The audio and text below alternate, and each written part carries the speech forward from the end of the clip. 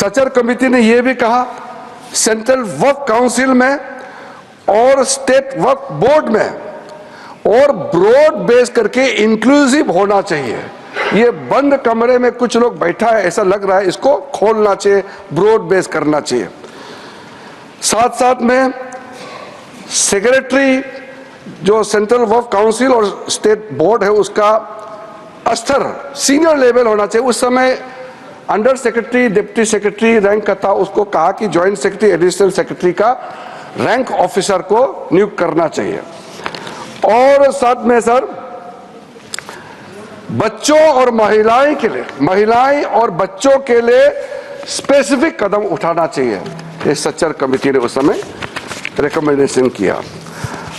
और उसके बाद एक ज्वाइंट पार्लियामेंट्री कमेटी का गठन हुआ जिसका अध्यक्षता के रहमान खान ने किया। और के रहमान खान जी अल्पसंख्यक मामलों का मंत्री भी रहा है, वरिष्ठ सदस्य थे। उन्होंने फिर पूरे ऑल पार्टी का सदस्य का एक जेपीसी हेड किया, उसमें कई मुद्दे उन्होंने रखे हैं और रेकमेंड किए हैं। मैं मेन वाला को यहाँ पॉइंट आउट करना चाहता हूँ। एक तो उन्होंने पॉइंट आउट किया कि जो इंफ्रास्ट्रक्चर है वक्फ बोर्ड का वो काफ़ी नहीं है और मैन पावर और फंड बहुत ही मीगर है, कम है, छोटा है, वो काफ़ी नहीं है। दूसरा कहा कि ऐसा लगता है कि सारा जो झंझट है वो मुतावली पे केंद्रित है। मुतावली को कैसे अपॉइंट करना चाहिए, कैसे हटाना चाहिए, सारा विषय वही केंद्रित है। इसको भी पॉइंट आउट किया है। फिर डॉक्यूमेंटेशन के बारे में और सर्वे के बारे में वक्फ प्रॉपर्टी और लीगल जो सेटअप होना चाहिए वक्फ को लेकर के, इसके बारे में भी computerisation of Waqf board, central data bank होना चाहिए, इसका भी उस समय के जेपीसी ने कहा। म्यूटेशंस, रेवेन्यू रिकॉर्ड और to adopt sound and acceptable financial and budgetary practices, इसका भी सुझाव दिया। और फिर लीज करने का जो वक्फ प्रॉपर्टी को किस तरीके से लीज होना चाहिए इसका भी सुझाव दिया है। जितना ये तीन कमेटी रिपोर्ट्स सचर कमेटी को मिलाते हुए जो जो मुख्य रिपोर्ट रिकमेंडेशन किया है, सर मैं आपके माध्यम से सदन को बताना चाहता हूं, वो सारा रिकमेंडेशन रिपोर्ट्स को हम लेकर के आज ये बिल लेकर के, अमेंडमेंट बिल लेकर के इस सदन में आया है। इसलिए ये तीनों कमेटी, ये कांग्रेस सरकार में जो दूसरे और तीसरे कमेटी तो यूपीए सरकार थे, लेकिन शुरू वाला तो प्योर कांग्रेस गवर्नमेंट था। तो मैं मुख्य रूप से कांग्रेस पार्टी को और उसके जो सहयोगी दल है, मैं अपील करना चाहता हूं कि आज जो बड़ा कदम माननीय प्रधानमंत्री जी के नेतृत्व में हमने ये 2025 का वक्फ संशोधन बिल लेके आया है, तो आपका ही सोच विचार को आप जो पूरा नहीं कर पाया उसको पूरा करने का हिम्मत नरेंद्र मोदी जी सरकार ने लेके आया है, तो आप जरूर समर्थन करना चाहिए। आदरणीय अध्यक्ष महोदय जी, कई लोगों का हमने स्टेटमेंट सुना है टेलीविजन में भी और कल दूसरे सदन में भी।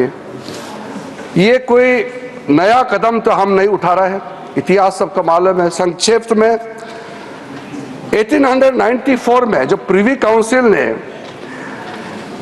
वक्फ अल औलाद, जो बच्चों के लिए वक्फ क्रिएट करते हैं, उसको इनवैलिडेट करने के लिए एक ऑर्डर पास किया था, जो बाद में जाके बड़ा विषय बना। मुसलमानों का बड़ा दल गया, अपील किया ब्रिटिश हुकूमत के साथ, तब जाकर के 1913 में द मुसलमान वक्फ वैलिडेशन एक्ट को पहले बार औपचारिक तौर पर कानून के रूप में इस देश में शुरू हुआ। फिर 1923 में मुसलमान वक्फ एक्ट पास किया गया, जो केंद्रित किया है अकाउंटिंग और ट्रांसपेरेंसी को लेकर के। फिर मुसलमान वक्फ वैलिडेटिंग एक्ट 1930 पास हुआ, जो है reinforcing the legal validity of family औकाफ। इस तरीके से शुरुआत हुआ। फिर हमारा देश आजाद हुई। उसके बाद 1954 में वक्फ एक्ट पारित हुआ, जिसमें स्टेट वक्फ बोर्ड्स का गठन का प्रावधान वहां से शुरू हुआ। फिर उसके बाद में 1959, 1964, 1969 और 1984 में वक्फ एक्ट 1954 को फिर से संशोधित करके यहां से पास हुआ, और 1995 में सबसे ब्रॉड बेस बिल फाइनली जो आया, जिसको आज हम अमेंडमेंट कर रहे हैं, जिसमें ट्राइब्यूनल गठन का प्रावधान रखा गया। सेंट्रल वक्फ काउंसिल, जो आज के दिन में मैं उसका अध्यक्ष के रूप में काम कर रहा हूं, उसका गठन हुआ। फिर जो वक्फ जिसका इनकम 5 लाख से ज्यादा है, उसमें एग्जीक्यूटिव ऑफिसर अपॉइंट होना चाहिए, यह प्रावधान शुरू हुआ है। अध्यक्ष महोदय जी, ये जब चल रहा था, समस्या तो है, सबको मालूम है, और कमेटी का रिपोर्ट का भी मैंने जिक्र किया।